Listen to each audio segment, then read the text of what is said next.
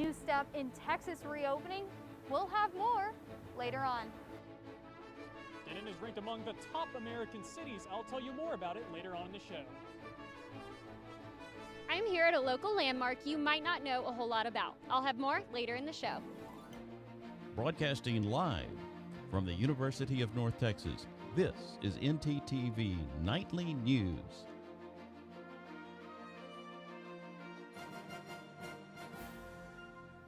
Thanks for joining us on ntTV Nightly News. I'm Naomi Sanchez.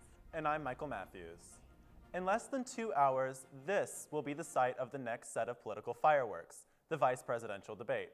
The current vice president, Mike Pence, will face off against Democratic candidate Kamala Harris in Salt Lake City. With President Trump recovering from COVID-19 and the economy reeling from the impact of the virus, this debate will be an important moment for the American people. Nadia Romero has more. Tonight, it's a clash of two running mates with two very different messages. We're going to continue to protect the vulnerable, continue to save lives. And we're opening up America again. There has been incredible devastation because of a failure of an administration to take seriously a public health crisis. The first and only vice presidential debate will feature Vice President Mike Pence and Senator Kamala Harris. The showdown is likely to focus heavily on the coronavirus and the White House response to the pandemic that has claimed more than 210,000 American lives and has infected President Trump, First Lady Melania Trump, and several White House staffers. Don't be afraid of it. Democrats are making the argument that if this administration can't keep its own house free of the disease, Trump and Pence are not qualified to get the nation healthy. Mike Pence is the head of the coronavirus task force, is the head of the group that is responsible for getting this virus under control, which they've failed to do.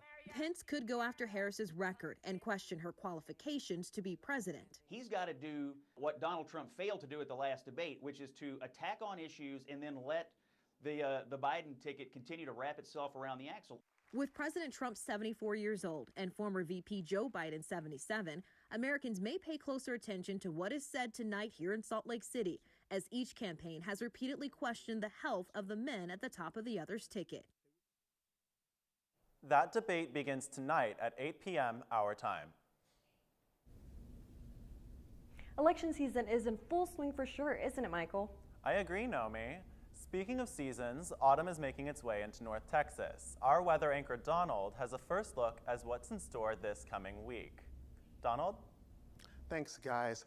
Well, we're definitely off to a great start this morning. Temperatures are sitting at 87 degrees with wind speeds of 9 miles per hour, making it feel more like 85. Now, I know we're talking about autumn, but it feels more like summertime right about now. Now, as we move closer into the night, temperatures will drop to 58 degrees with wind speeds of 6 miles per hour. Now, going into tomorrow's, we're going to get some more sunshine with a high of 87 and wind speeds of 7 miles per hour. Now, Delta is making landfall. I'll have updates on that later on in the show. Back to you at the desk. Some good news for bar owners across the state of Texas was announced today. Our reporter Michaela Goose has the details. Michaela? Today, Texas Governor Greg Abbott has announced that bars can now start reopening as long as they follow face mask procedures at all times inside, have a 50% capacity seating indoors. They do not have to follow a capacity outdoors, but they will have to opt in with the county judges with the Texas Alcoholic Beverage Commission. Now, here in Denton, a lot of bars have rebranded during this pandemic and ever since Governor Greg Abbott's order to close bars into restaurants. They've started serving more food, and now we are not sure whether or not these bars will rebrand back into their previous bar, and we will have more on that later on tomorrow. Back to you guys in studio.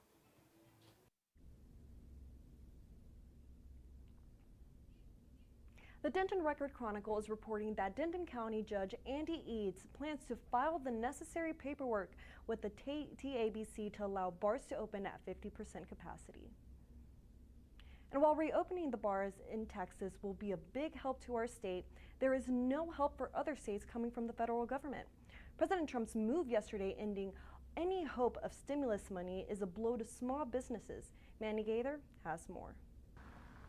from small businesses across the country forced to close. For us to have to shut down because of this situation that we're all in right now, it's heartbreaking. To the out-of-work Americans, an airline industry struggling to stay afloat.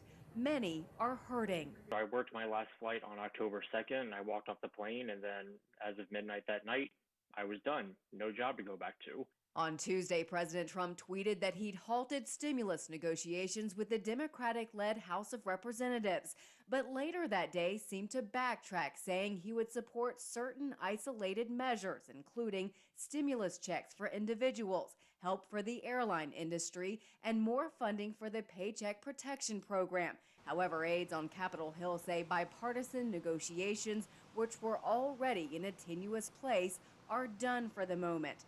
Bottom line, federal stimulus money isn't coming anytime soon. The tweets and the back and forth yesterday don't matter. Congress needs to act. Meanwhile, U.S. health officials are warning of more coronavirus illnesses and deaths as fall turns to winter. Half of U.S. states are now reporting increased COVID-19 cases. Every day that goes by, more people are popping up that are infected. I'm Mandy Gaither reporting. According to a recent survey, teen spending has hit a 40-year low in the wake of the pandemic. USA Today's Piper Jaffray's biannual Taking Stock with Teens report showed a 40-year low in spending among teens. The 9,800 teenagers in 48 states who participated in the survey came from with households with an average annual income of about $67,000. Between August 19th and September 22nd, teens reported spending roughly $2,100, mostly on clothes and food, a 9% drop from 2019. Teenagers might be spending less on clothes, but Levi's has some incentive to shop with their new denim buyback program. Levi's owners can bring their used jeans and denim jackets to participating stores in exchange for a gift card. Exchanged items would then be cleaned and resold on Levi's new re-commerce website, Levi's Secondhand. The program is a conscious effort to keep coveted Levi's items in circulation and out of landfills. I heard that Denton made its way onto a pretty impressive list, Blake. What's the deal with this? The deal is, Nomi, is that Denton made its way onto one of the top places to live in America list, beating over 1,000 cities to claim its spot. Denton has been considered to be one of the fastest growing cities in the country. Now it's ranked to be one of the best places to live in the country. The website that made the list is called livability.com, and there's a number of factors they take into account when making the list, including job growth, diversity of experiences, unique culture, and many more. All of these factors together create a number called the Opportunity Score, which is used to dictate the rankings, on which Denton ranked number 55 out of top 100. Reaction among Denton citizens is positive, with Denton City Council member Jesse Davis saying that he smiles when organizations outside the city recognize it. That's all I have for now. Back to you at the studio. Thanks, Blake. Well, it looks like customers of Comcast may be getting a nice little surprise in their wallets soon. And the NFL is testing out a new way of bringing more fans to the stands. Stay with us after the break.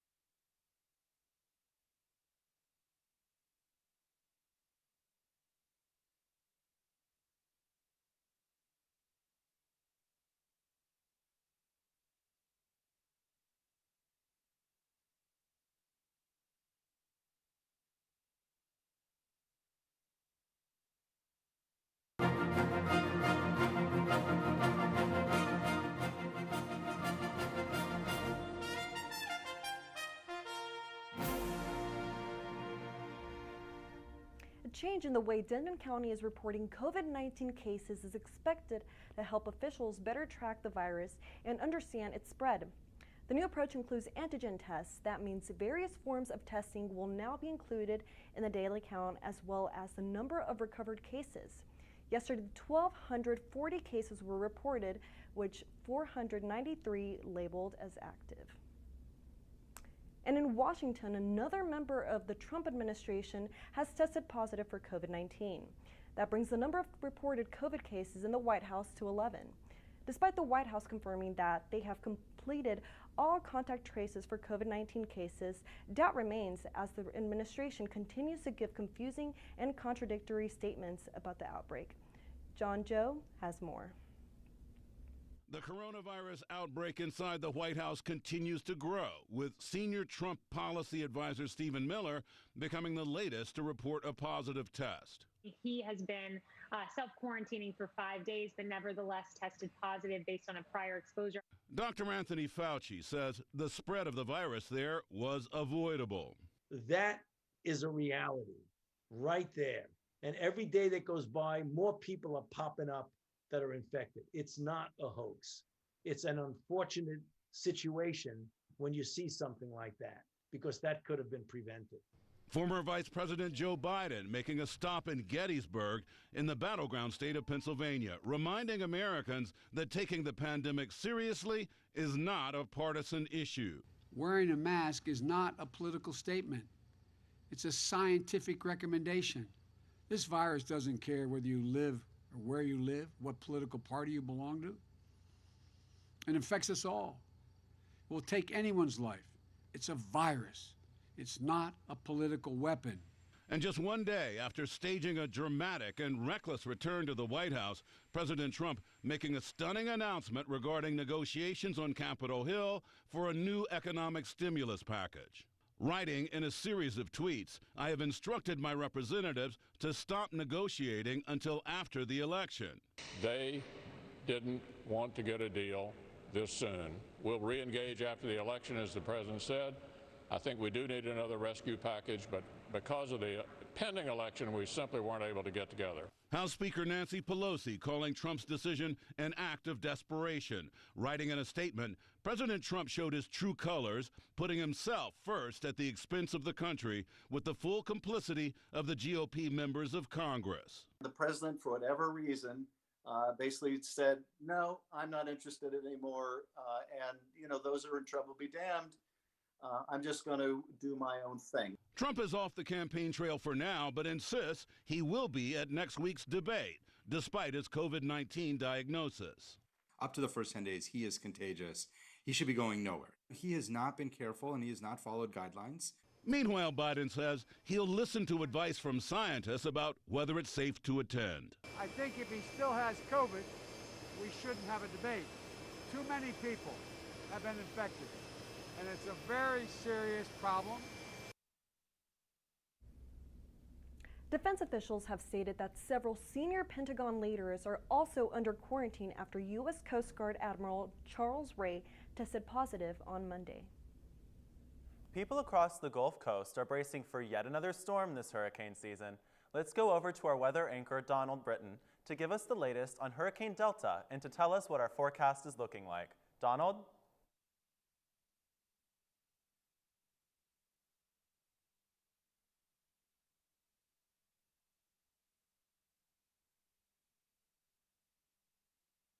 Michael, Hurricane Delta made landfall earlier today on Mexico's Yucatan Peninsula, causing damage in different parts of Cancun. The storm continues to move across the Gulf and is set to hit Louisiana sometime on Friday. People are once again prepping to flee the state's barrier islands to safety while emergency officials consider ordering evacuation. This is the sixth hurricane in 2020 to threaten Louisiana. The storm have also had a big impact on restaurant and hotel owners, as well as fishermen, who says the constant moving has cost them money. Now here in North Texas, our impacts from the storm are very small. Most of you will feel nothing. Now temperatures across North Texas are still pretty warm for this time of year.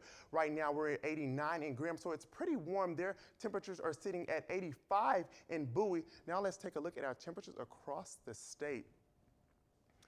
89 in El Paso, and Amarillo is peaking at 90 for their high today, and 89 in Abilene. Now let's check out our 7-day forecast. Highs of 89s today and lows of 50, 80s today. And we're going to see that 80-degree weather go into Saturday, and Sunday could potentially be the hottest day of October with a high of 95. Going into next week, temperatures will sit in the lower 80s, and a good weekend is ahead of us. So if you guys haven't made those plans, weekend plans, you guys might want to get on that. Back to you at the desk. Listen up, Comcast customers. You may be getting a little bit of change back in your pocket here soon. Comcast says it is working to recover the fees that regional sports networks charged them April through June this year. The company says that Xfinity cable customers were being unfairly charged when there were no actual televised sports. Comcast notified many customers through email on Tuesday to look out for what they call a courtesy adjustment. For many TV sports fans, the rate reduction may only amount to $4 or $5. However, Comcast is promising to refund even more if they can get back fees from the regional sports networks. Going forward, going along with sports, let's go over to Zach Fox, who has a story about what NFL is doing. Stay tuned. It's a total attendance to UNT's football game Saturday against Southern Miss. And the topic of trying to get as many people into the stadium in the most safest and most effective ways possible, the NFL is now experimenting with drones. Yes, drones. CNN's own Mandy Gaither has the story from Panther Stadium. It's a bird. It's a plane. It's a disinfecting drone. Just when you think you've seen it all, think again. Atlanta's Mercedes-Benz Stadium is deploying drones as the stadium welcomes fans back for the Falcons' home game against the Carolina Panthers on Sunday. The technology will be used after the game to disinfect the stands, handrails, and glass partitions at the stadium. Officials say the drones will allow for a 95% reduction in time spent cleaning the seating bowl, allowing employees to work on other areas of the stadium. In addition to the drones, the stadium added a sanitation team for hourly disinfecting, 600 hand sanitizer dispensers, and monthly antiviral coating to help reduce the risk of exposure and spread of the virus. But wait, there's more. At the Bank of America Stadium in Charlotte, they're cleaning with robots. Typically used in hospital rooms, officials say it emits bursts of UV light that damages virus DNA. The bursts look like flashes in this video, but that's the robot at work. It's being used to sanitize football areas and other places throughout the stadium. For Consumer Watch, I'm Mandy Gaither.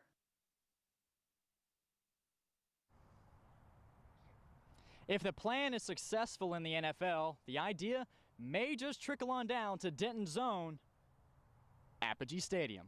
Michael and Nomi, back to you. Thanks, Zach. After the break, we look into what it took to grow Denton's famous cherry orchard.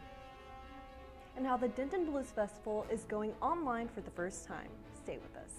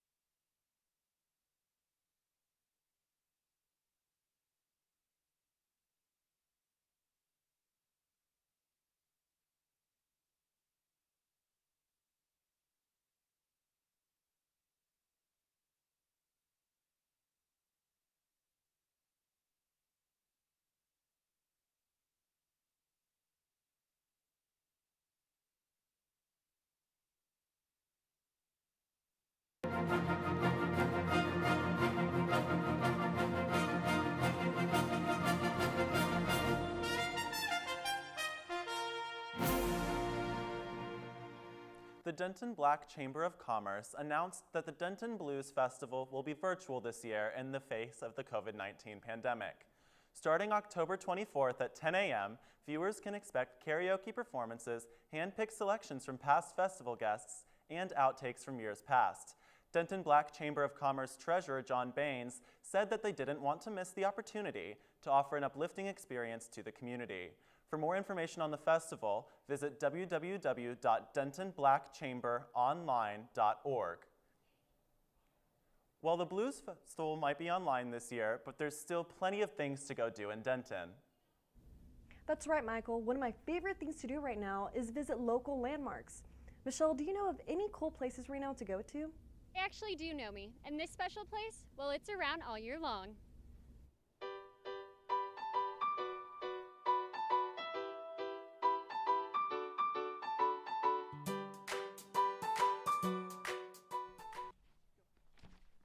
What you're looking at is actually why I'm here. This is the cherry orchard located here in Denton. Last week, I got an inside look at some surprising things you might not know about this local landmark. Check it out. Longtime neighbors and best friends, Ann Pearson and Judy Smith started the cherry orchard in 2015 to give purpose to an otherwise useless lot between their homes. We always owned this lot. It's in the floodway. We can't build on it. We can't sell it. And we both, Ann lives there, I live there. We raised our children on this lot. And Ann said, why don't we expand the cherry tree and call it the cherry orchard and get more chairs? So we took a hose and we made an outline around this tree. And then we said, okay, we're going to try to find 100 chairs. And we go to garage sales every weekend. So we found 100 chairs in about no time. Yeah, 3 months or so. Yeah. So we thought, hey, this is easy. Let's keep going. Ann and Judy have coined the name the Cherry Fairies, one of the many play-on words associated with the orchard. We love the pun of cherry and cherry. Yes. And so our little souvenir shop, where we raise money to buy chairs, is called a charity for the orchard. Right. The cemetery is a cemetery. Cemetery. We pick cherries. See? But some people have come that look for cherry trees. Yeah, they come all disappointed sometimes. Or they laugh. Or they laugh. The Cherry Fairies use the orchard to also honor loved ones. In Ann's mother's memory, who was a librarian, the Cherry Fairies started a free library named after her, the Kay Reeves Library. And for Judy, well, her late husband Jim is honored in a special way. We brought his stone home and his ashes, and we moved him here. So Jim gets to be here in this wonderful place where there's people around visiting him all the time. Who gets that, you know? When I go, my ashes and my stone are going to be here. So it'll be, the two of us will be here under this beautiful tree. Judy and Ann haven't done it all on their own. Cherry Orchard visitors are free to arrange the chairs and contribute to the orchard any way they want. And sometimes they do. One day we came out and there's a tree over there that has a sign that says Carousel. And we had rocking horses all mixed in. Oh yeah. Somebody had taken all the rocking horses, put that sign up and made a circle around the tree of the rocking horses, so it's a carousel. So we kept it, yes. But you know who sits on the rocking chairs? Grown women and men. We see them. Great big men Yes, sitting on sitting on rocking horses rocking. getting their picture taken. Most importantly, Judy and Ann want the orchard to be a source of happiness for people. I look at this as, what have we gone and done? You know, we've created something that has grown beyond us. And it's, and other people say that to us, that do you realize how much happiness you bring to people? And, you know, and we do. Our mission statement is we like to make people smile. Yes. You know, it's not brain surgery or anything No. here. It's just make you smile. And Ann definitely made at least one person smile. The Cherry Orchard is located at 1426 Churchill Drive in Denton.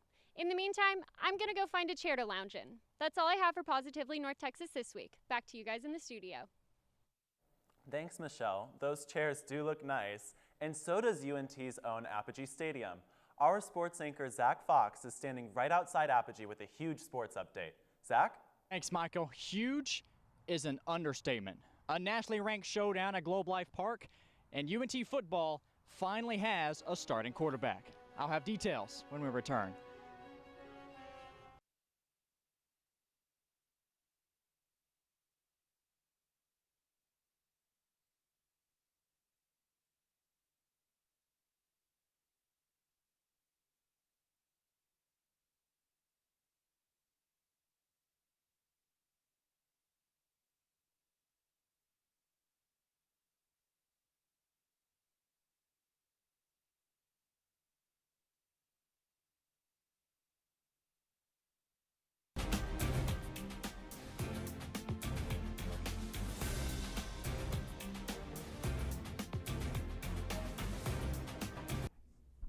proven guilty of cheating over the past 3 years in the MLB playoffs, the Houston Astros look to prove themselves once again as they are right back in the MLB Fall Classic.